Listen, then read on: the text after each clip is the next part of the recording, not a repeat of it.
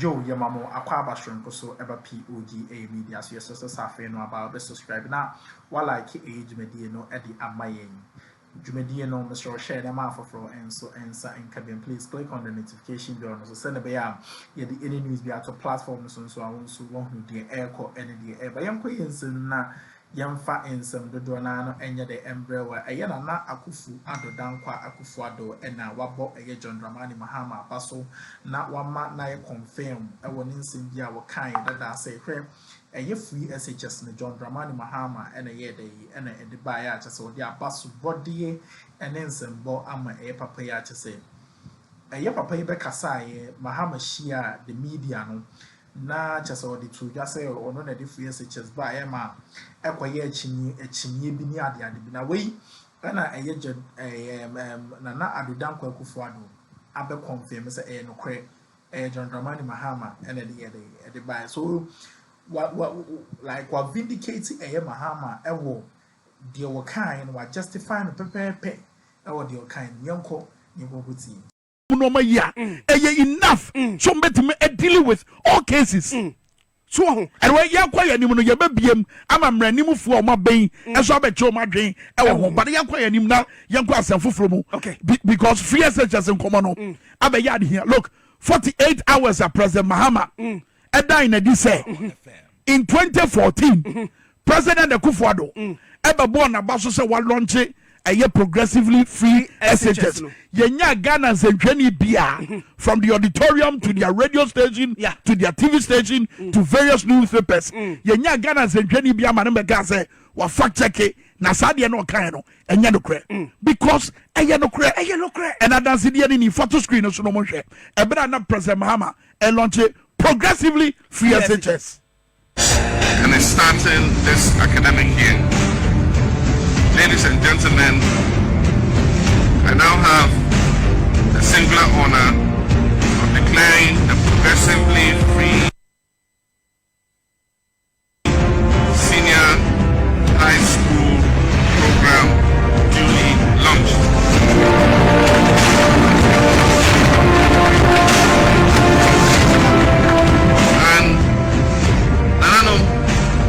I believe that this intervention will bring significant relief to parents and households.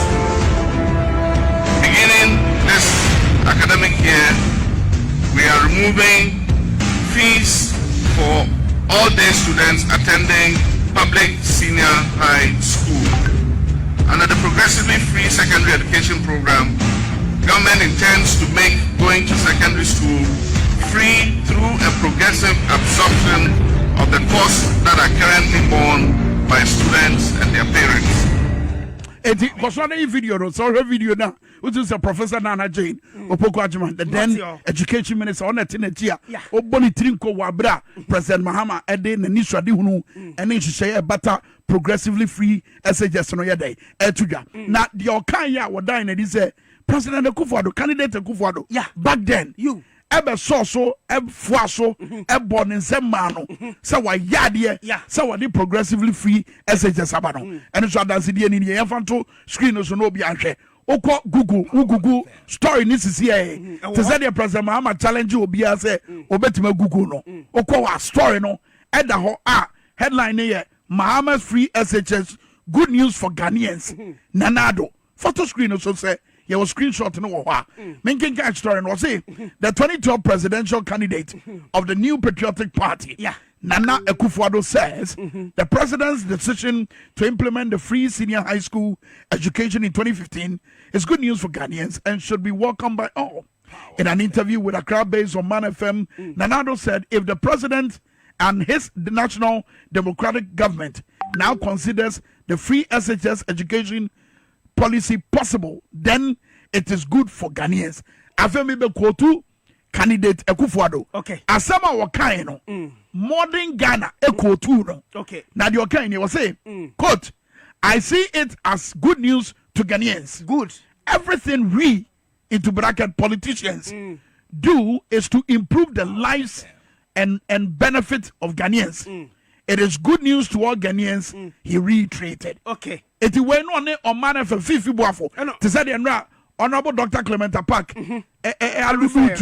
yes, no ni fifi buafo ena na edi san komo we and you see Nana Addo, who arrived in Ghana on Wednesday night after a 6-month vacation in the United Kingdom, further congratulated the MPP executive for their good leadership and organization ahead of the 2016 elections. It's in here about 2016 and the UK wakwajina home aba waba it waba no mo tuano yeah and a fifi buafo and then some the pimpim no it was the pimpim no de na no ye eba say say Mahama I implemented a year progressively free SHS. Why ya dear papa fi say ye amanyofo no and she say bi sa no ye na ye de ba Ghana nti and ye de ba sir so a year then after how many years? After 4 years. After 4 years. Same person. Ebe twam for nyibi. Ade ba che Ghana for say. Mahama no eba be twa free SHS mo. Otwini ho wonti ase. Meanwhile obi oye no kwakafo bi ebe kai say in 2020 and some other president Mahama kan nyina dia for free SHS no. Eye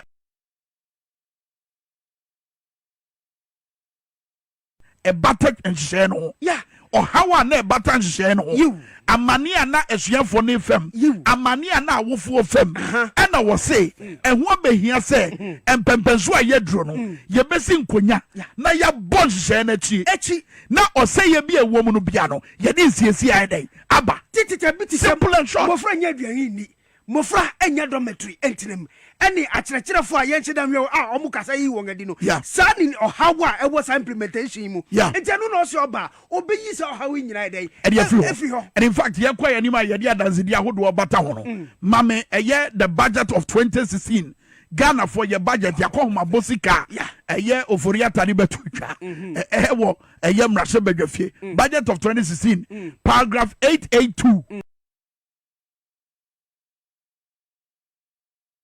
a capture progressively free SHS. So betimi de screenshot no e de ato screen so na ye nyina ya kan ya bom na ye hunu de ye course so e bra ye de share budget ni we minim de ye course so afidie na ye de ye adwenti ya na e slow kakra enti ya na ay slow kakra Peter ye twan photo so na adansidie no NCP said ba ye nkomo no betimi agina ne na so ye na mansa nyina hunu de ye pa kire paragraph 882 of a year 2016 budget a capture free SHS. Okay. Actually, Sika, Sabra and Yadisha, Mudia say ya, Sabra and Yadisha, Yakraho, Sabra and Yadisha, Sika, Yadisham, ya, any butter butter tree, any Yadebe, Yanyasa picture now, made the bedroom, Saturday and Common Betty, SCP, Yagua Manaso, say I ready enough, Yane, honorable Peter Lanchene Tobu, any common, because another pair, Yaka say, what the Chronicle Ediaba. Say dear, ye ba be fa adwuma o ye be fa adwuma e wo bambo nwuma ni mu e free Ghana immigration service e ko si fire service so e ko posi e ko nakop ene ne ho nkro ne ba no ni nyina ye ba be fa Ghana for mabunu 11,000 e je bia obete eye honorable Peter Lanchene Tobu enka why because nano not baby ya wutie yi ana what the challenge by say aban no sa adwin famu ena wapeso yes ade ya won fa wo dawuro emra de obon kratemu and aban ne de aba interior minister de aba but this is coming at a time Ghana for ya wo de bebre say na say ye fa nkofo wo post nwuma mu ye fa nkofo wo immigration but ya na ye mo ho dawuro but yan say ye fa nkofo it is coming at a time allegations ahodo aba say Yashada allocate slots be Ediama parliamentary candidates, any members of parliament or more MPP afa. You it is ya interior ministry ya ye. Ebema allegations no Niger Dumana asembisa no ne. Ne kwanso ni ana. De na NDC for hwehwe no enu ni ana. Eche bia obati honorable Peter Lanchene Tobunka wo so what the asem ya chidie na wahunu kwame ni amahu ni se uhwe the oboyi a chronicle dia be na ka me hwe nim se the nation newspaper daily graphic nso de beba ana Ghana Times de beba chronicle dia ba mahu bibisa yes but kwame as we speak now mahu se mebu ni bi wo ho a yenga fafa wo ma training no efi asimpo a record dadaw na aso afi a wo mu bahu dawuro no enkrofo na yenga fa won dida no na ye kan won asem ana se fufura afi ne yere ba be fa won asem bisa no nen esan se me se udu tashi eye military camp honoma mebun wo honum as you speak now one mu training wom enti they have been in the training camp more than 2 weeks now efena eye don bokrata no edi ho amanebo aba enti nsam no efrihi me se ne wo ho dida down no anase fufure efe no wo ba befa wo no wo ba befa wo so hifa e no wo ba apply hifa no wo mbra enu susu no enchiremu no e wo se ba na enya ye hu tiase ewom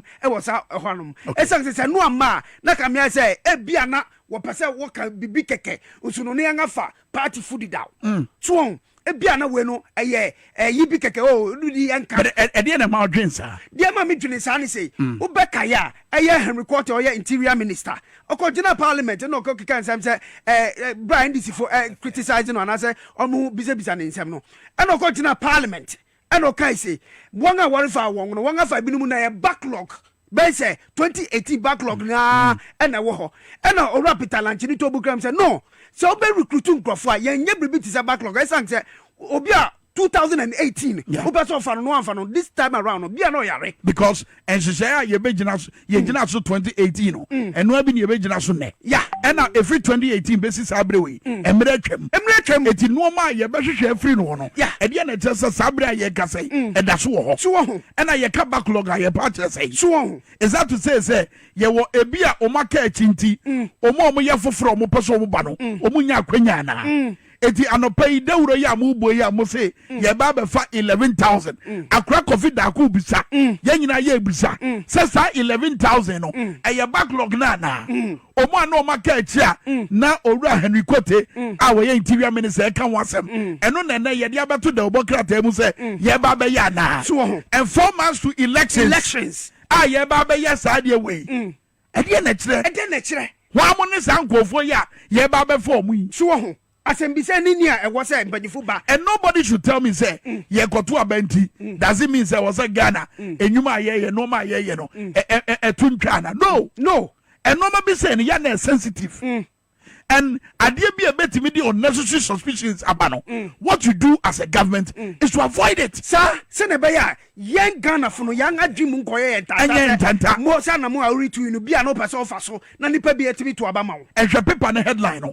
o de hwe jandam no myself paper no to oh etifia say cutting down youth unemployment cutting down youth unemployment no the abeso so ye ba be fa amanfo de akọ immigration ye be fa nkofo akọ fire service ye be fa nkofo de akọ post etidie na kire se wey enye ploy a ye pese ye gina so e de chinchim Ghana fo adwin bi se ye ma mabunu adwuma so meanwhile over the years mabuna omo pese omo ko post mu mabuna omo pese omo ko immigration mu ye de akwansidie bi sa na atu kwama omo anya akwanya so ente ne busumi anan ye koto abamudi we aba no mi amiti we ebetimi ama mi sa adwin tata no anasa ma adwin ba mi se bia na abatu no nti mu pese mu yesa kwami and this ade we a wo mu dia be no me ade ba ko so metimi a kire ma adwin e wo ho ani sei ubeka ya 2020 bra ye koto aba no yes wo mu to anam obi ka kire police fo and other security agencies say wo beto won aketuam and wo yes abusumi ba ko pedi ma wo ye to aba no wi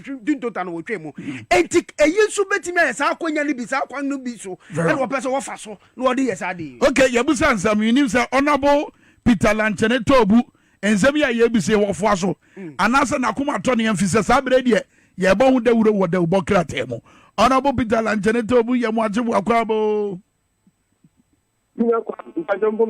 nyame na daruma ye kuram na wo so Namna do wa wese for me we shall see amocha boyjuma ye da say wa wese for so ye tram nyina modestia ne ne ka say honorable nano ye ne otina hai woto ntia bi ka asem bi kire Ghana ban say saa de na da manim so omo pese omo fa nkofo e de omo ko bambo nwumam no omo mo ho dawuro e o da bonkrata mu ene o maye se no ano no me pa chome dance ma me mfa kwanye wo na mchia tifo nyina obi a wotimi ye ni abre Ghana ya gina akono ba bia Ghana sisi ya no se ya mbia no nka na kwanche ye ho a ade bechi no ora be ho me ora be ho because na da wo hoyi intro wo hoyi egukro minia me be kan say ye be fa nipa a very simple process the standard operating procedure e wo ho from city onya financial clearance you know advertise it It is the duty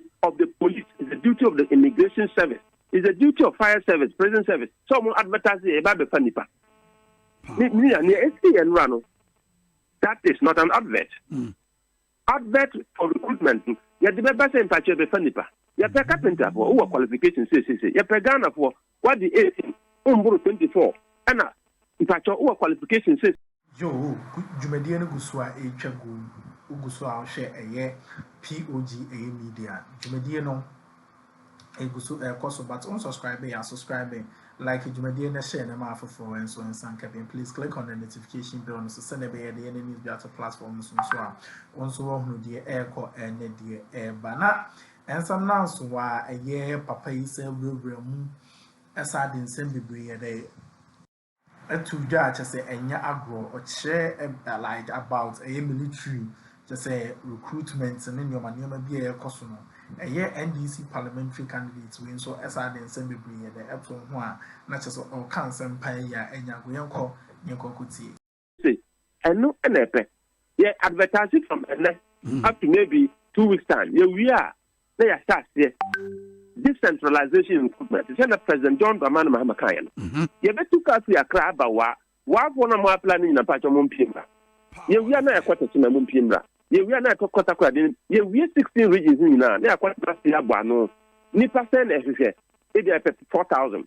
Nipa say 80,000 and no more apply. Please, you check and make sure that you take the best 4,000 into the system. And that is how you are creating a strong state institution that will anchor our democracy. The one here, sir, that you say, also going to say in Mura, when the police service is not doing well, please shut your mouth and know that we have caused it.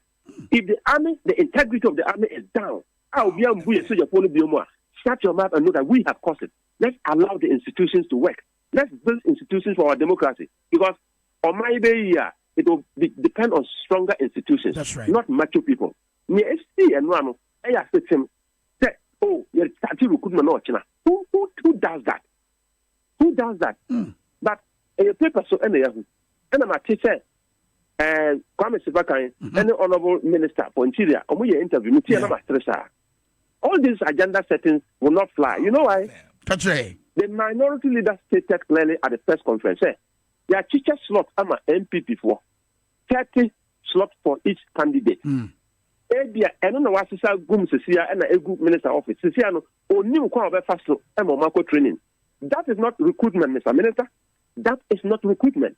So okay, near wasisa gu office, the list that you are compiling your own office, you have now become Controller General Immigration, you have now become IGP, you have now become Director General Prison Service, you have now become the Chief Fire Officer.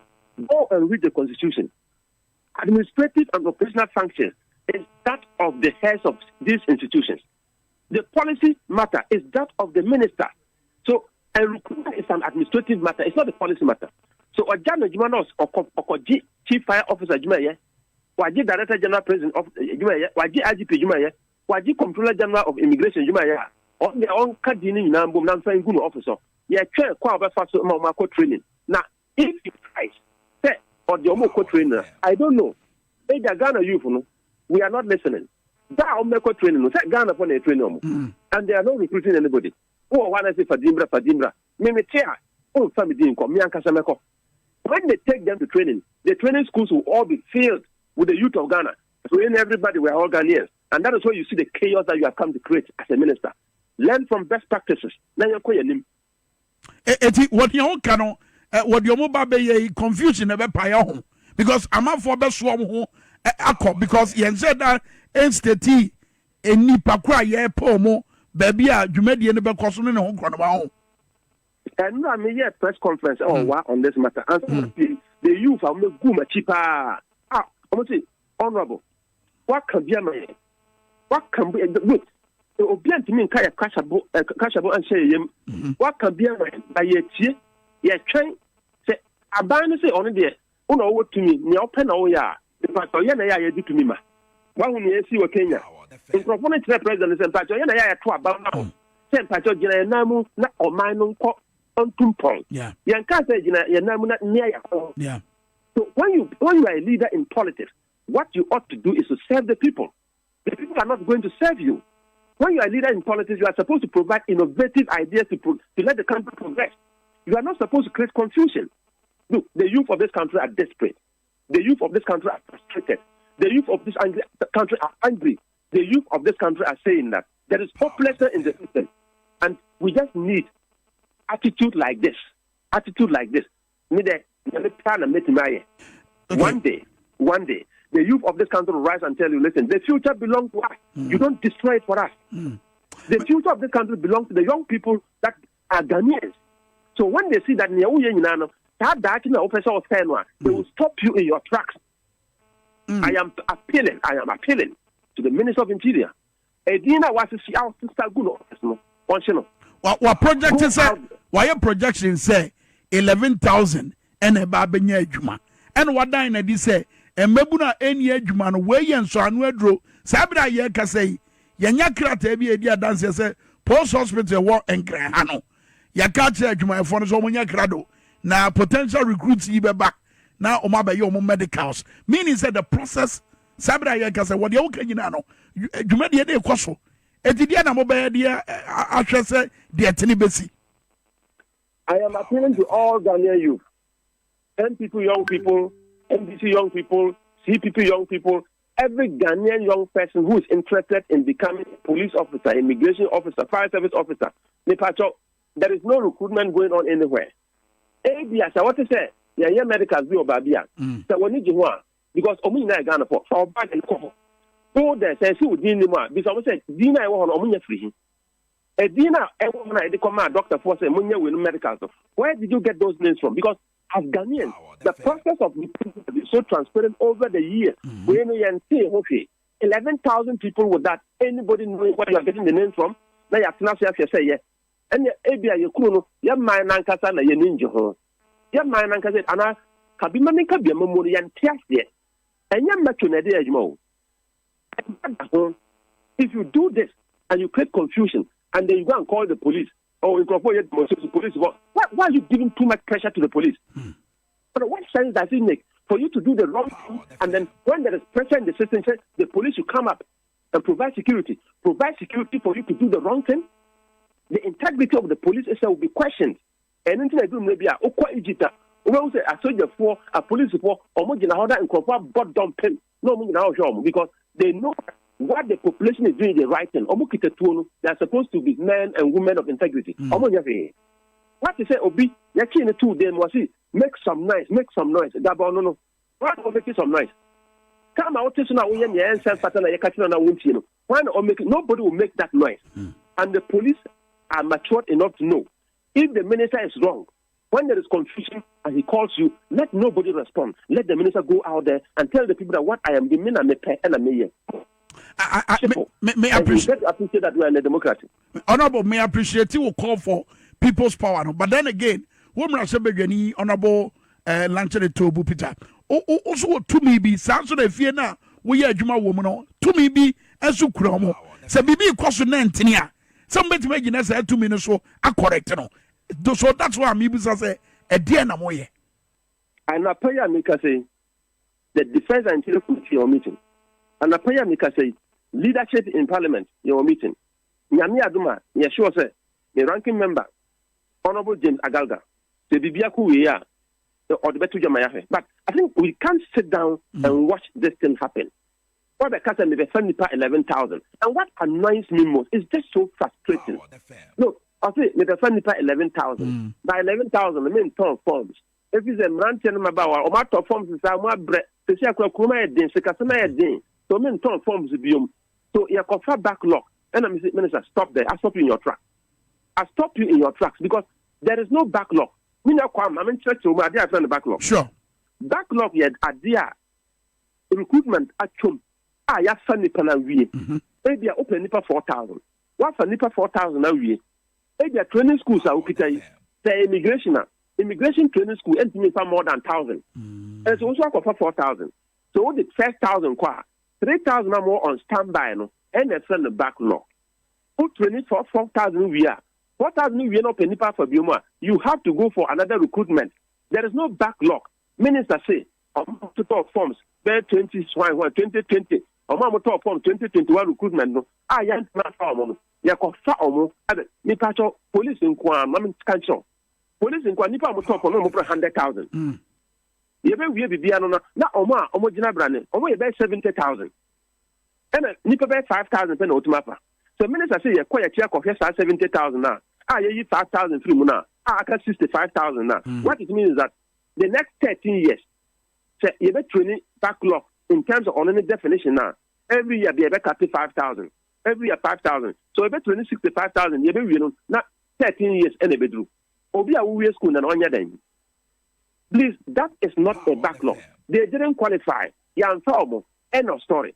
And if you are a minister, you think that I agree with you, Mr. Minister. You are in government. Just tell Mr. President that I feel with recruitment, no, form a free, Fabi. Go and pick the form free and go through the screening. Pass there, they are found. But also on turn form. And then you form, you mean that your form free. You are taking the people in your office. Is that what I mean? You want security. Everybody wants to be put. Yes, Simon. Hello, Honorable. Let say Yashi, Honorable Peter Lanchene. So, but at least the point, quite clear. Meaning, say, and then Shamuna, Omobe as a defense and interior committee. Omama, Seven, so both the Aquas one enter you. And she said, "Na yenim apama ye wo." Yensi said that was said ye see ya dear. Sebasi ye recruit ama for the omako bambo new manima. And you say no. And you say no one about coming unim say abang we fish or buy ye. Semra I wo ho beti me dis no woni so. It we nyame nwa because as some obi say honorable about say uko police hospital wo mo ehwe mo fra kwame as we speak now what say wo mo stand by no china kro ya ochine ya and then any ochine ya no some mebun ya so called as a one recruit woman was one medical. So honorable Lanchene a question say 11,000 yomu ya wamwa. Enu ni asimbisa no. Wamwa. Wo ye hifo. Wo free. Because a bibu won empeswa so ho a. Wo mo so wo nya ya komo so ombekwa akwa apply. Yeah. Etoma hunu de dewura ye boy ye ene bia ya ye ka say yemfa enkrata ne mra na say yembeje enkrata no good said be ya ye benya nyina so bi ewura bambo nwumanim so ma hunu bibi say no anka nya hwe kwa 11,000 e ho amwa wo free wo ye hifo nka nya hwe kwa nka by this time ye kenya enya asam to o debi e asam kase pa ye di wo komo kwa because nka nya hwe nka by this time e wak nko be hu se Ghana mebu nku ho nkanya hwe kra. That's right. Ukokumasi anko be unse Jubilee Park anko ogu ho. Ukokuforidua Jackson Park ube unse na anko ogu ho. And all regional capitals no you see say either you go to a district or a regional capital RCC ho no wakoye. But Yerika say bibi say ni ho. And you see unfortunately for Banwe no. Waya ade na wono ankasa ne no ma bi eyinama. Yeah. What the Chronicle newspaper no. She headline, she story no. Cutting down youth unemployment, GIS, fire, police, NACOP to recruit 11K personnel. Recruitment starts this week. Now, uko social media, media dance okay. Uko social media, NPP communicators. Sango fone yabo mo passe langa omonta ni ngofo atem e social media no. Wo mo no mani abere a omo che story way. Omo no mani abere a omo dan na dis recruitment bi e be koso na se say the atadwe yate denne mabunu no benya adwuma mewa enhye ya yenim a manfo fa so da am ye gina so de post mu ne eye sra adwuma ne e bambo nwuma na aka no ankoso and the chronicle the first statement cutting down youth unemployment Edan Timupone Erichobia. Yeah. Very obvious. Very obvious. Eti kwami adina wamu area no. Enam nimra kwankso. Eti mu pese mu kwakopem wo police hospital. 4 months to elections or tell say e mabunu enye adwuma no ye mom adwuma. Oboa. No. Sasa no pache. 4 months to elections. What say some say nyuma ni ye mom adwuma. Eti na chronicle no atwe story no say the city no and ya dan ya say was here this no ya to ni nyina atwe abusu ya de mbekọ kuma ase BBC wo ho wa bra ye to adwumadie no so ya de fonyi kase baba ya de mbekọ kuma ase ade bi koso and na no pay Yenim say na dey Dr. Matthew Opoku Prempa and the appear could be say ono no be pejane say enye ye no. Yeah. And then you see a bepa no hontuma. Say mampanyi abedi eche Dr. Bawumia abedi Jumadian and Pompon so in your hand, the Jumadian BC at the amount subscribe, like Jumadian share the mouth for and so and so. Please click on the notification bell so send a bear. Yeah, the any news be at platforms so I also the air call and the air, but the air call so yan P3. POG Media, we always bring you the best of any news. 2024 about we all pay the deep revelations about these elections and team to aha the share the Jumadian and Koso Kama Yakram.